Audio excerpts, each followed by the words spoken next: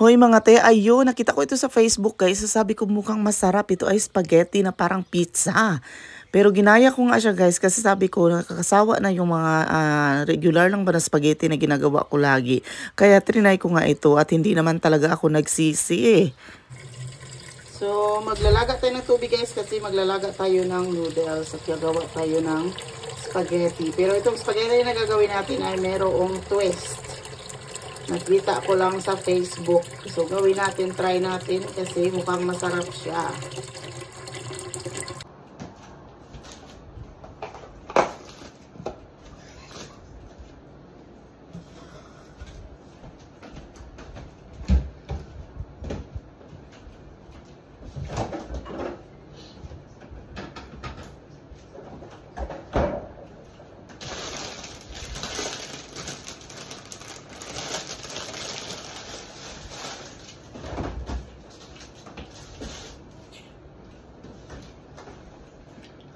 Maglagay lang akong karne, sausage ito guys, pero itong gagamitin ko para sa ating meat. Pagod si Isabela.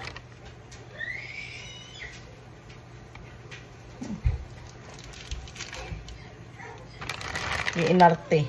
So may binili akong tinapay guys sa Walmart. Gagawin natin itong garlic bread or lalagyan natin ng butter or Texas garlic bread. Yun ang gusto ng asawa ko. Yun ang gagayahin ko sa YouTube.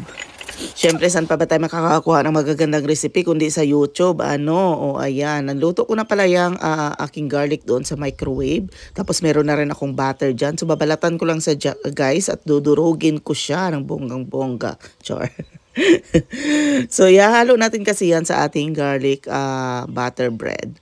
Ayan, medyo marami yung aking butter na nilagay. Kaya dadamihan ko rin lagay ng basil, oregano, parsley, at kung ano-ano pang herbs guys. Kung ano yung gusto nyong ilagay dyan, ilagay nyo na yan. Bahala na kayo dyan.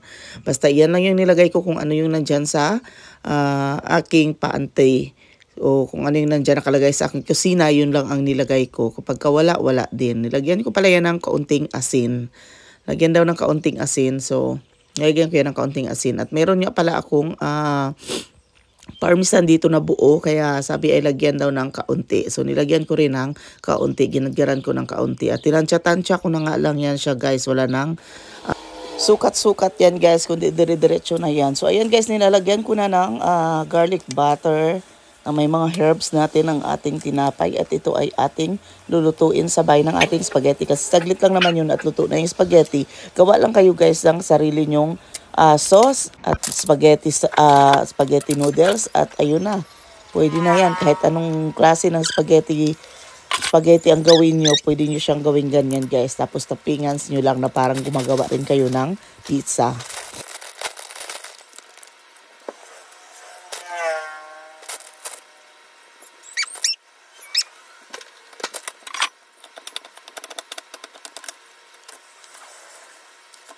At ito na guys, natapos na no. So ilagay na natin yan sa oven, ang tinapay at ang ating noodles kasi napapreheat ko na yan. So habang naghihintay tayo no, maghugas muna tayo ng plato kasi wala na may ibang gagawa nito kundi tayo.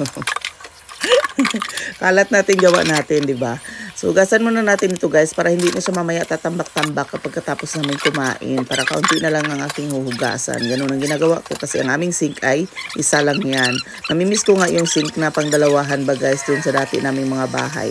Dito kasi isa lang ang sink pero malalim siya. Pero mas gusto ko pa rin yung dalawa, at least mas madali maghugas. Ito kasi isa lang gusto kong papalitan sa asawa ko. Ayaw naman niya kasi ang mahal daw ng granite. Granite bang tawag dyan? Ang mahal daw ng granite na yan o na anong tawag dito, na banggirahan o na kusina na yan ang nakalagay dyan, kaya wag daw.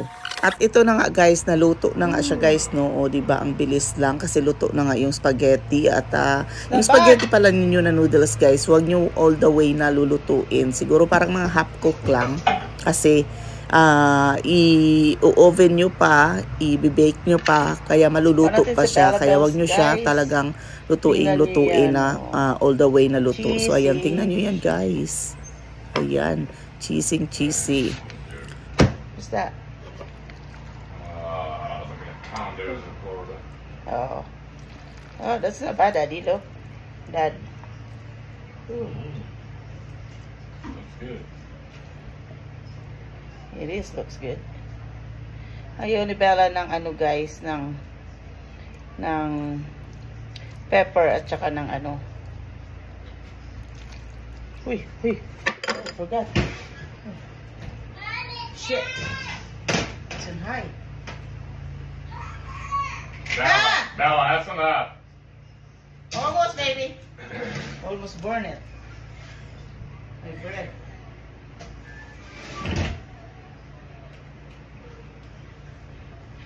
Come here.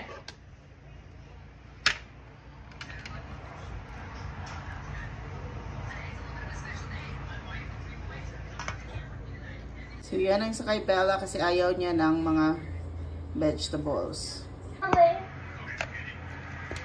I don't care. I don't care, Mom. You don't care? Yeah, you get mad at me. I have to go. Look at it, I'm not mad at you. You got no clothes. You go like that and twirl it. Twirl, twirl, twirl. Look. Whoa. Hamburger. It's for Uncle Joey. For Daddy. Para yan na nga guys, as usual, yung mag-ama nag-aaway pa kahit kakain na lang. Natatawa ako dyan kasi may sinabi si Bella pero hindi ko pinalatang tumatawa ako. Kasi baka isipin niya ba pwede niya i-joke-joke. Ang kulit na mag-ama na yan, no? Sila dalawa mag-aaway-aaway lang yan silang dalawa, no? Pero mamaya lab-lab na naman nila ang isa't isa. So ayan na nga guys, ito namang huli ay para sa akin. Oh ha?